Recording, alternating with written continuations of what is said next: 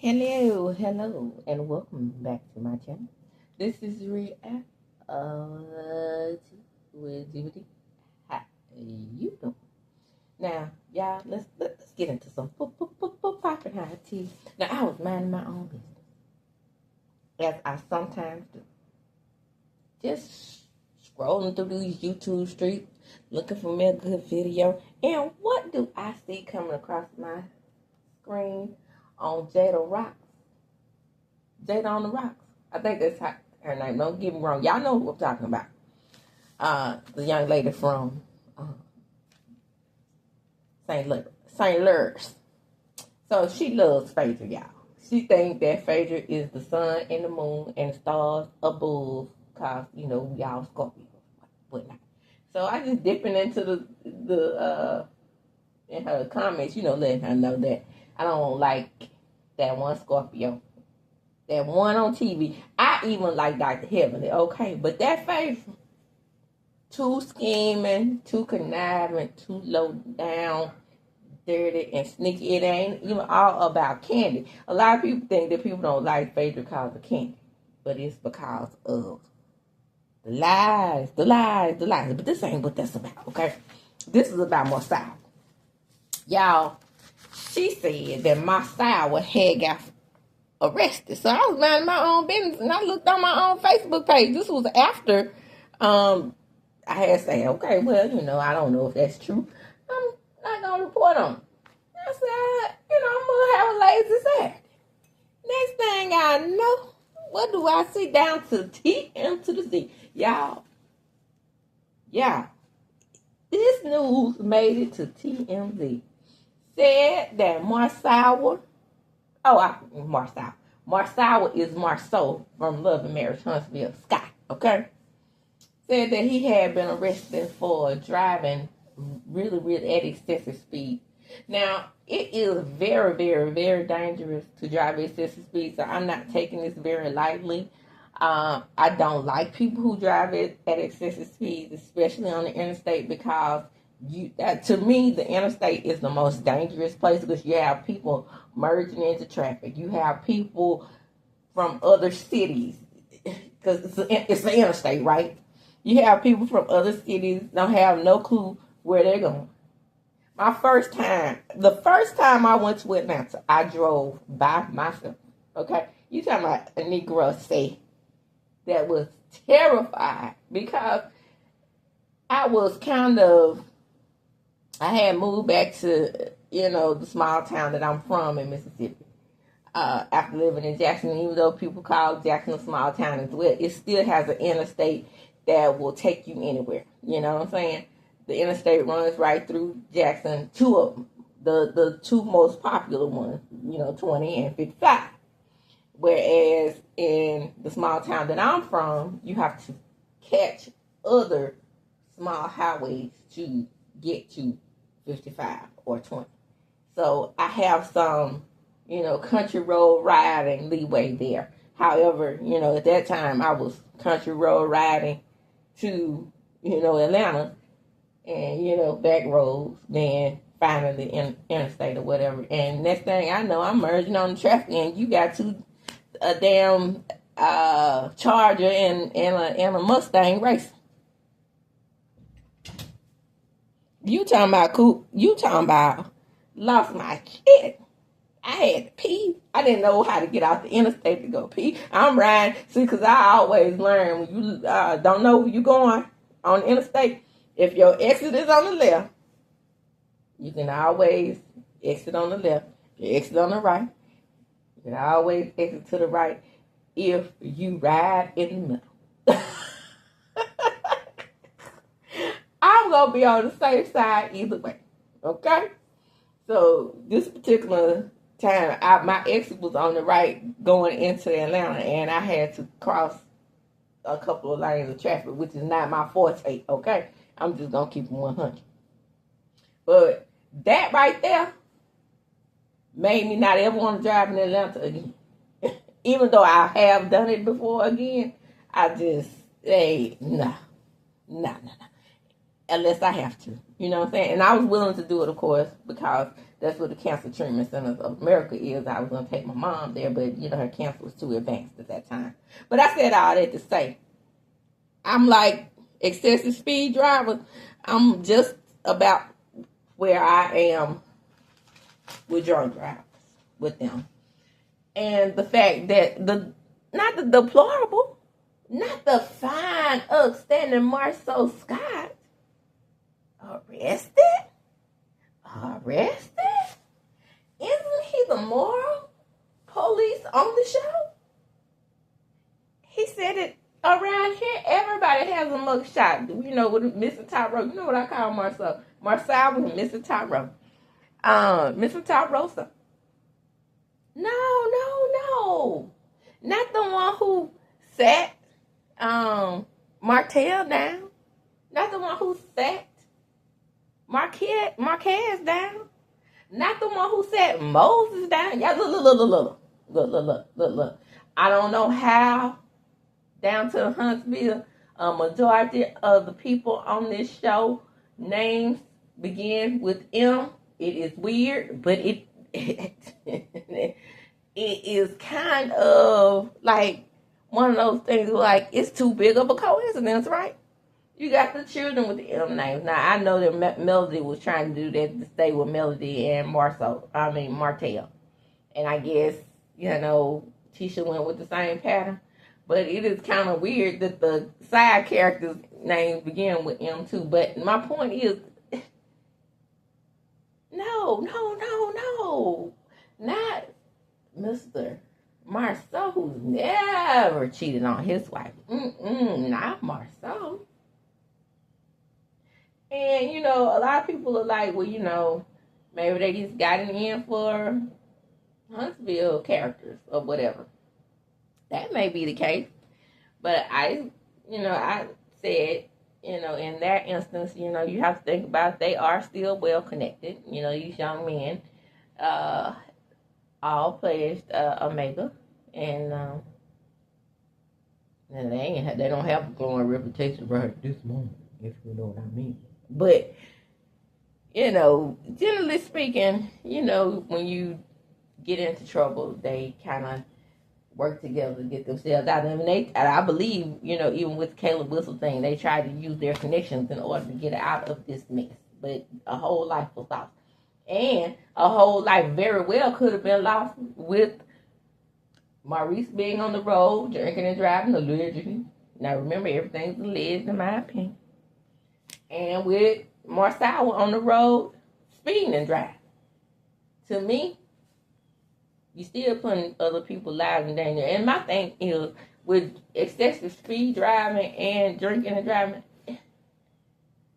you're a real asshole because you don't think about the lives of others. And this is why I'm going to end on that. Y'all, the moral police, Mr. Tyro Marsau, has been arrested. He was released on a $300 bond. Should have been $3,000 if you ask me. But he's a millionaire. He can have it. Moving right on. Let's get to Marvin Sappy Marvin, a.k.a. Marvin Sappy. I come up with nicknames for the folks, right? And so, this is where religion and mental illness meet at the same road, right? So, I'm looking at Atlanta Black Star. And they said that Sappy Marvin has decided that he was going to come out and make a statement. So he said, let me tell you, and I quote, he says, he defended his viral $40,000 church offering to man, calling it a sacred exchange for safety and focus. But after instructing ushers to lock the doors and push the $100 cost to sit in the pulpit, social media is questioning if this is true. Okay, so is that all you got to say? Is there more to this? Let me see. Y'all, come on now. Let me see. I don't want to play his, because I already played that. I don't want to play that. Let's see what else. See if he said anything else. Look like it's a pretty long statement here. I look at the statements on my phone. Okay, some has taken particular issue with the moment when I instructed. Okay, I said that part. The truth is, when finances are being received in any worship gathering, it is one of the most vulnerable and exposed times for both the finance and security teams. Movement during the sacred, he said sacred exchange. That's what he said. Can be distracting and at times risky. My directive was not about control. It was about creating a safe, focused, and reverent environment, choosing to give, and for those handling the resources. Oh, okay. Unfortunately, social media is pulling out snippets and are easily shared without my consent, and assumptions are quickly made. And y'all, hell, I'm 50. I can't hardly see this little shit. Because you know how they take a snippet of what they're saying or quoting. Hold on 1 second. Okay, I'm back. I had to go check on my young pharaohs. I heard them out there yelling. The other one is allegedly being bullied, so I want to make sure she's good. My oldest baby. I don't know what I was at. I think he says snippets are easily shared without. And see, you know, I have to scroll over and minimize when you ring from your phone. And people have budgets as assignments during these gatherings. Excuse me. One of my responsibilities was to help raise funds for not for manipulation, but for stewardship.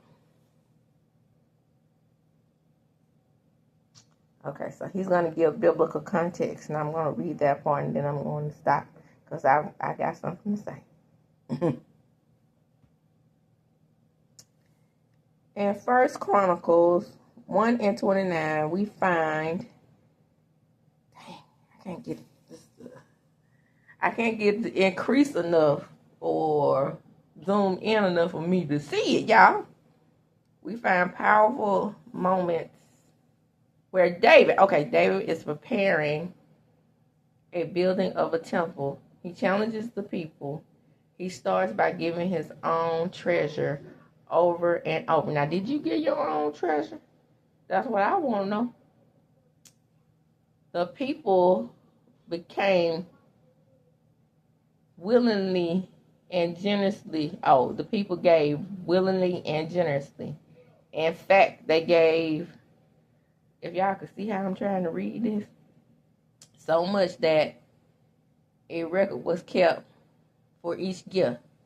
And ultimately, David, I probably need on my glasses, but I ain't gonna put them on. Ultimately, David had to tell the people to shop. Oh, stop. See, I told you I can't see shit. Stop giving because the need had been exceeded. Okay, couple of things, and I'm just gonna let you take this, I hope, with a grain of salt. Because if you steadfast in your beliefs, I want you to stay steadfast in your beliefs. But I will say this, in my opinion. I don't think these things in the Bible ever happened literally. I don't think there ever was any individual in the Bible that these things happened to. Metaphor and allegory. I've already said that repeatedly before. Because being in the belly of a whale could mean that you were in a bad situation, right? But we read in the belly of a fish and take that literally. Same thing with Meshach and Abednego. They were fighting lions, and then you have people in Africa who have taken these stories literally and have been mauled by lions. Picking that lion, getting in the lion's den with them, and thinking that the damn lion ain't gonna win because you got Jesus. Okay? Just saying. So I said all that to say, just maybe, it's time to start preaching the gospel as if you are in modern times. Because if you're taking these things literally,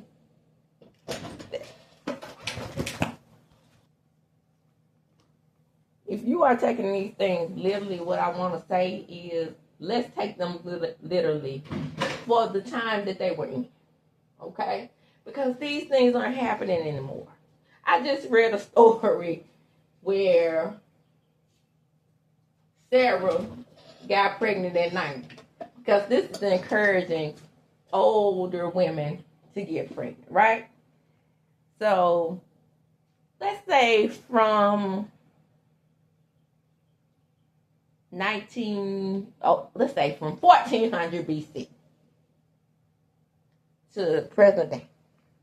Have you heard of anybody else having a baby at 90? Have you heard of anybody else having a baby with no womb? And God just set a baby in there with no womb? Okay. So, let's take from 1400 BC to present day. Literally. Okay? Man. Okay, so that was the Bible days. We are living in a time now where we have to be realistic, y'all. We ain't got it like that. And I know some of these mega churches have the wealthiest of the elite black people in them. But it's hard to, and unfair to me, to take advantage for anything more than what's required. If you have given your 10% and then you feel like you can give a little extra, then that is different. But there is no way that you can make good on a promise to the church by locking people inside you, and then you can't rationalize that with a free thinking individual like myself. It's no way you can do that, and I'm not going to allow you to do that. What you should have said was, I apologize, and left it at that, or even said, I have no comment on this, because this is making it seem you weaving yourself into a bigger well, because more and more people are beginning to be free thinkers. More and more people are becoming spiritual. More and more people are leaving biblical texts alone and just taking God for what He is or she is. To me, I always say God is God, but whatever you feel that God is to you, the God is to you, that's what that is to you. Whatever you feel that is in your soul or your spirit, that's what it is. You allegedly supposed to go to church to fellowship. With social media, can you always go to church to fellowship? Especially seeing as how he admitted that he was talking to online congregants every week. Said all that to say, Mama said, SAPP and Marvin, you are still on my list. And what you said was some bullshit. Shout out to Kandi.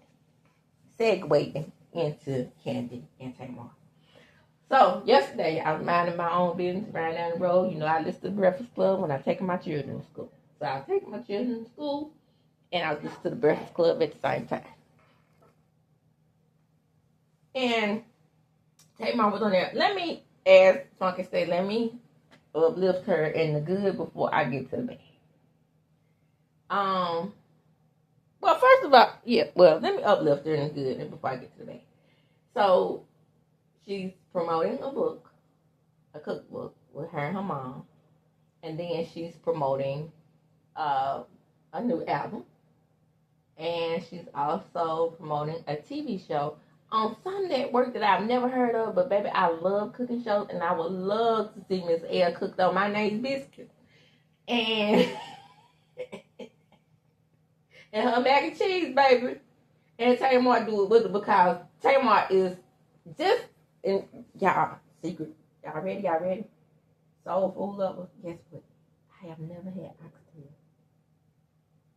Because up until 2000, maybe 17, 18, I thought they was an ox's ass, not a cow's ass. So I was like, no wonder they so expensive, because they came from an ass of an ox. And there aren't many oxen. Oxen. It's oxen. OXEN for plural for ox. There are not many oxen around Mississippi, and the only reason why I ever heard of an oxen is when I was playing the Oregon Trail. So there's that. So I know that Vince used to say that Tamar cooked awesome oxtail. Maybe if I had some of her oxtail, I probably would fall in love with them, but I never have. And then I'm scared about them because I don't want to spend $20 a pound on an oxtail and I don't get but 6, and then I mess them up. I don't want to do that.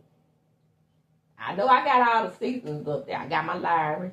No, I don't eat Larry's, just joking. But I got my Larry's imitation. From Spice Off, yeah, I got my garlic powder, my garlic, my sage, my, what else I got up there? No, I don't do sage, because I don't put sage in my dressing. But I got my turmeric, I got my paprika, I got a whole lot of seasonings, but I don't think that I would probably get oxtails right. And I just want to see Tamar cook some oxtails so I can jump right. Said all that to say, time to bring her down. So this lady on there, and they asked her was she celibate. She said she's been celibate for over a year, but on PrEP. Y'all, it ain't no way to rationalize. Just like SAPP and Marvin, there's no way to rationalize this in my head. I cannot. Because what I know of PrEP, I always thought PrEP worked more so for trans women and gay men. I didn't know they made a heterosexual PrEP. And so she said she takes it so she can always be ready, but she's not out there raw dog. So all of these things are letting you know where Tamar's head is, right? Wrong. It's in all the wrong places. Living your head in all the wrong places. Leaving your head in too many spaces. Maybe she is got her hands in too many fires or whatever, but I'm concerned about this young lady. We already know that she struggles with mental health, and I'm afraid for her because the thing she says is like weird. Not just weird, but like you taking PrEP, but are you taking your meds to help with your depression? Because it seems like you're speaking as a woman who is allegedly, and in my opinion, and I can give you from the psychology perspective opinion, that it just seems like that if she's not on meds, she needs something to balance her out. Because she is mad at Kandi because Kandi called her a clown in the interview, but that interview that she said nobody is going to old lady gang, and even though she said it was old, that might have been Kandi's first time hearing. You said it though. It was said about that lady's restaurant. And even though she could shut down Old Lady Gang, Blaze, Old Lady Gang Part 2, and I'm not understanding she has closed down one of the locations. Peter Street, I think it was. I know Camp Creek is open. But the point is, y'all, I told y'all, Mama Joyce be going down to the Silver Star. I've been trying to get her to come to our new casino that's like 30 minutes away from the Silver Star in my hometown. But, I'm just saying. But, we have had conversations. It was not. But my point is, Kandi can close every last one of these restaurants and be okay. Tamar, I know, because here's the deal. And again, I hate to use jealousy as my go-to. But when I see it, and when I see some envy, I can see it, and I can see where it will come from. Because they, like I said, they made a truce when, they did Big Brother. And then things started to roll down the hill after that because Tamar just couldn't leave Kandi alone. It came with the you can't sing, then it came with the accusations against she and Todd. It's been spiraling ever since, and it seemed like almost like it's a one-sided beef because even though Kandi said she's not going to address clowns, it's because you said what you said in the interview initially about her restaurant. She hasn't had a chance to address it. So the way she addressed it was saying that she's not going to address you because you got clown behavior. And that's what I see as well. Allegedly. But I think that way. Allegedly. So I see Tamar as being the aggressor in their beef. And even though I felt so much pity for her with the K Michelle puppet thing. Do I look like a puppet? When she said that, she's an emotional Pisces. But at the same damn time, girl, then you get involved with this relationship with JR and then it's plastered out over social media. And, you say that's the love of your life. Y'all were together 5 minutes. I guess so, girl. If you fall in love like that, I guess. But the point is, Tamar, just roll it back. Concentrate on your business. Leave Kandi name out your mouth. I guarantee you, if you shut up, Kandi will shut up. We, the people, we are tired. Then you say that you and Kandi should be close because Tamar, because you are Eris's godmother and Tiny is Logan's godmother. But you fell out with Tiny before the real went off. Yeah, I remember that. You fell out with all of your Atlanta elite girlfriends because they continued to appear on the show. I remember that. Sis? I remember it like it was yesterday. So a lot of the things that are happening to you, it seems like, it just seems like a little bit, that it's your fault. A little bit. And you seem kind of envious of Kandi because in your mind she's the most horrible singer that ever walked the earth. She's successful in her group. She's successful outside of her group. And you are not as successful as she is. And that may be bothering you. And then you did some things with your skin and your nose that she just really hadn't had to do. I tell you, when you go light skint, you have a tendency to, it's subconscious, y'all. You have a tendency to be like, and she dark. I know that dark skin, not as pretty to me. Not with the dark skin aesthetic and the wide hips. It's not compared to me. My lighter complected self. I'm taller. I can sing better. I'm putting you all in the mind of Tamar in my mind. That's how she comes off to me. And so Jessica Wu made a statement saying that it almost seems like that Tamar is like an Easter egg and Amanda Seals thing where it's like a one-sided beef. No, I don't think that way. I don't think it's a one-sided beef like that because Amanda Seals don't F with Easter like that. She told her truth. That's a difference. Whereas Tamar spins these stories and expect people not to say anything back to her. And she says the most wild, outlandish shit about these people. The way she dragged that restaurant, and then expected Kandi to be quiet because she said it was old. Like I said, that might have been Kandi the first time hearing it. I don't give two shakes of a rattlesnake's ass how old it is. I'm going to say something back to you. And Kandi is a Taurus. She's a Pisces, but Kandi is a Taurus. And when that bullhead gets to striking and get ready to strike, it's going to strike. That's what it is. It's going to headbutt you and leave holes in your ass.